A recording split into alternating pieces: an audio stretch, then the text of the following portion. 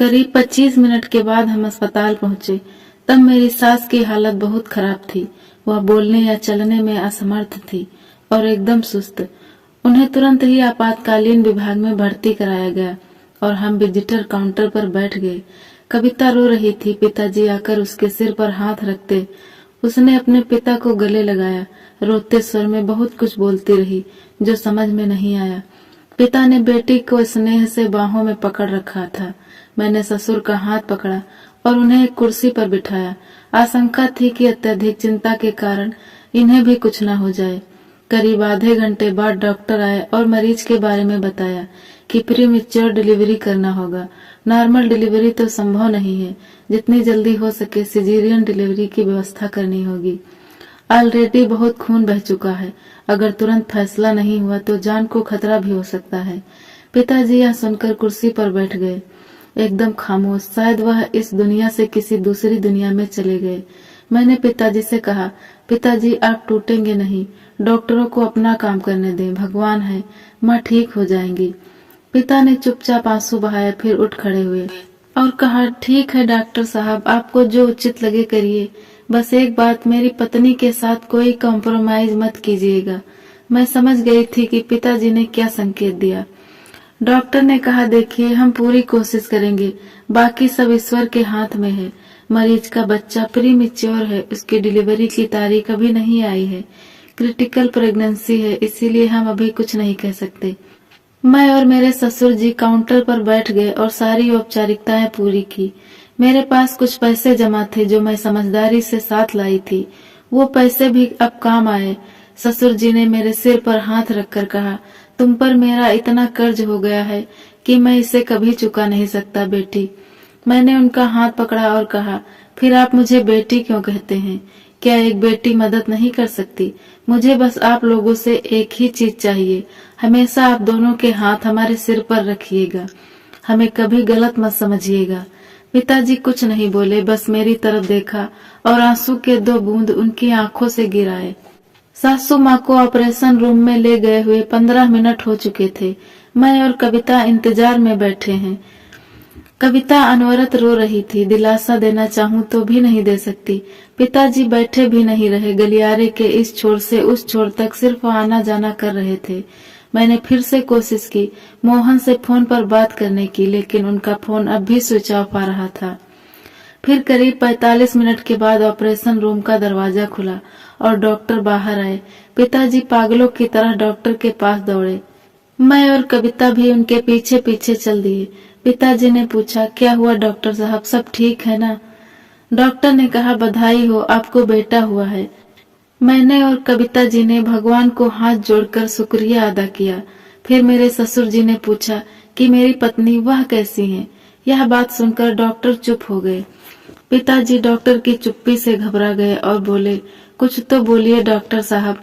तभी डॉक्टर ने धीरे से कहा, उनकी हालत अभी नाजुक है। इतना कहकर डॉक्टर चले गए। पिताजी बहुत घबरा गए और वहीं पर बैठ गए। तभी नर्स बच्चे को ऑपरेशन रूम से लेकर बाहर आई। कविता ने बच्चे को अपनी गोद में उठा लिया और बच्चा चुप हो गया।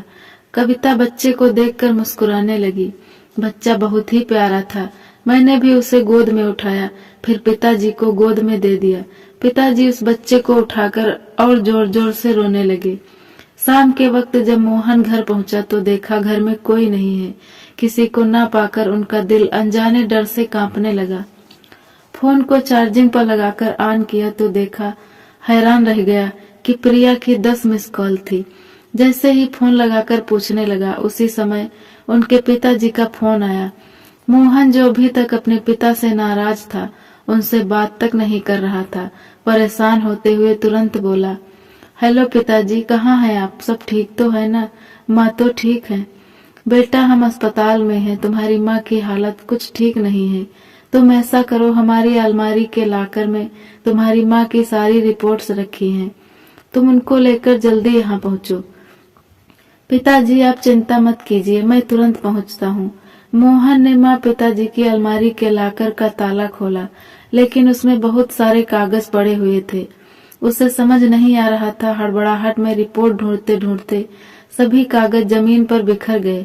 तभी मोहन की नजर एक कागज के टुकड़े पर पड़ी जो शायद उसकी माँ की डायरी का एक पन्ना था। मोहन ने उत्सुकतावश उस कागज को उठाया। उस पर जो लिखा था उसे पढ़कर मोहन की तो जान ही निकलने लगी। पन्ने पर लिखा था, देवकी हमारे घर के सदस्य की तरह थी, न जाने उसकी किस्मत में ही इतने दुख क्यों लिखे थे। माँ बाप तो उसके पहले से ही नहीं थे। कुछ महीने पहले पति की भी मृत्यु हो गई थी और आज वह खुद ही कैंसर की बीमारी से जंग हार गई। लेकिन जाने से पहले अपने 3 महीने के नन्हे से बेटे को हमारी गोद में डालकर चली गई। कैसे भूल सकती हूँ उसके आखिरी वह शब्द, मालकिन आज तक आपने मुझ पर बड़े एहसान किए हैं, आज बस एक और एहसान कर दीजिए। अपना बच्चा मोहन मैं आपके हवाले किए जा रही हूँ, इसका ख्याल रखना, भगवान आपका भला करेंगे। मैंने भी उसको वचन दिया था कि हम उसके बच्चे को अपना समझकर पालेंगे और उसे कभी पता नहीं लगने देंगे कि हम उसके माँ बाप नहीं हैं। उस कागज को पढ़कर मोहन पसीने से तरबतर हो गया और जमीन पर बैठ गया।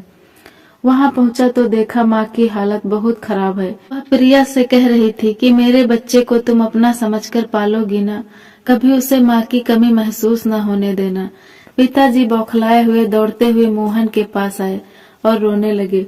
मोहन ने अपने पिता के आंसू पोंछे, फिर देखा कि एक नर्स दौड़ती हुई उनके पास आ रही थी। उसका दिल घबराने लगा और उनसे पूछा, सिस्टर, माँ की तबीयत कैसी है? जी देखिए, शरीर में खून की ज्यादा कमी होने के कारण उनकी हालत बहुत नाजुक है। थोड़ी देर बाद जब उन्हें माँ से मिलने की इजाजत मिली तब कविता और मोहन माँ से मिलने के लिए गए। नन्हे मोहन को देखकर मोहन की आंखें भर आई और वह अपनी माँ को गले लगाकर रोने लगा और आत्मग्लानि भरे स्वर में बोला, मुझे माफ कर दीजिए माँ। माँ जी ने बड़े प्यार से कहा, बेवकूफ लड़के, रो मत, मैं तुम्हें हंसते हुए देखना चाहती हूँ। फिर इशारे से मोहन और कविता को अपने पास बुलाया और उनके सिर पर हाथ रखकर आशीर्वाद दिया। फिर मुन्ने को चूमा और मोहन से बोली, मेरी वजह से तुमने अपना सम्मान खोया है, लेकिन यह मासूम बच्चा तुम्हारा अपना ही है, इसकी कभी उपेक्षा मत करना। मैं इसे तुम्हारे पास छोड़े जा रही हूँ, इसका ध्यान रखना, लापरवाही मत करना, नहीं तो मुझे शांति नहीं मिलेगी। माँ की यह बात सुनकर मोहन का सीना कांप उठा।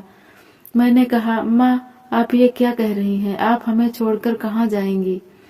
माँ, इस बच्चे का मैं अपनी जान से भी बढ़कर ख्याल रखूंगी। यह बेटा आपका नहीं मेरा है, लेकिन आप हमें छोड़कर जाने की बात दोबारा नहीं करेंगी। थोड़ी ही देर में मोहन पागलों की तरह रोता हुआ दौड़ता आया। उसके पीछे कविता और पिताजी भी गए। तभी डॉक्टर ने माँ जी का चेकअप किया और गहरी सांस ली। फिर बताया कि आपकी माँ इस दुनिया में नहीं रही। मोहन और कविता अपनी माँ के पास फर्श पर बैठ गए और फूट फूट कर रोने लगे। माँ, मुझे माफ कर दो, मैं फिर कभी तुम्हें दुख नहीं पहुंचाऊंगा, लेकिन हमें इस दुनिया से छोड़कर मत जाओ माँ।